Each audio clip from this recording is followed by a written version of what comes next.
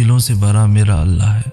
آپ کو یقین ہے کہ اللہ میری کوششوں کو جانتا ہے۔ آپ کو یقین ہے کہ اس راستے میں اللہ کی مدد آپ کے ساتھ ہے۔ آپ کو یقین ہے کہ وہ آپ کو کبھی گرنے نہ دے گا۔ آپ کو یقین ہے کہ وہ آپ کو سنبھال لے گا۔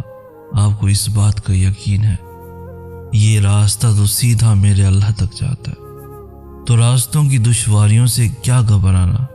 آپ کو یقین ہے کہ جو اس کی طرف ایک قدم بڑھاتا ہے تو 10 قدم دوڑ کر آپ کی طرف آتا ہے۔